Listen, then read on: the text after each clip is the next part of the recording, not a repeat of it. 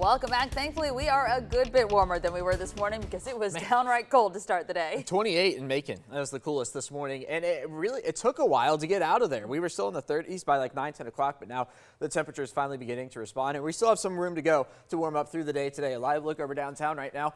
54 is what we're doing with the south-southwest wind at about 7 miles an hour. Elsewhere across central Georgia, you got 53 in Warner Robins, 51 over in Gordon, 49 in Monticello this morning or this afternoon, 53 in Butler, and 53 over in Macon County. The radar picture is quiet across central Georgia, and for that matter, quiet across the southeast. Anytime it looks like this, you know we're at least going to be okay for the next 24 to 48 hours, and I think today is no different. Not looking at any big weather system moving towards central Georgia in the next little bit. But what I do want to point out to you is look how much warmer they are out into Oklahoma and to Texas. That's kind of indicative of the trend that we are going to see here in the days to come ahead of our next cold front through the weekend. So let's time it out on Future View.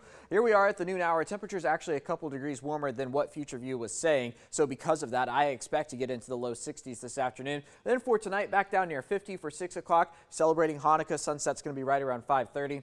And then into the night tonight, falling through the 40s down into the 30s. I don't think we're going to be quite as cold tomorrow morning as we were this morning, with a mix of sun and clouds for sunrise. And then through the day tomorrow, you're going to notice passing clouds as temperatures find their way into the mid 60s here in central Georgia. Then we get to Saturday, which looks mostly okay. It's Sunday where this arrives, a cold front bringing with it showers and storms across central Georgia. There's 9 a.m. on into the 5 p.m. hour. It does look like the morning into the early afternoon hours is going to be the best chance for seeing those showers and storms, although we're not looking at a strong storm threat by any stretch of the imagination here in central Georgia. We will then clear out by the time we get to Monday. So 72 for Saturday. That's what I was talking about, the warm stuff out west, with a 30% chance of rain followed by 66 here on Sunday. How much rain are we talking about? I think generally speaking, about a ½ inch to an inch is going to be most likely across central Georgia. You could see maybe an amount higher than that in one county or the other, and maybe an amount lower than that. But I don't think we're looking at flooding rain by any stretch of the imagination. It's just going to be brief, heavy rain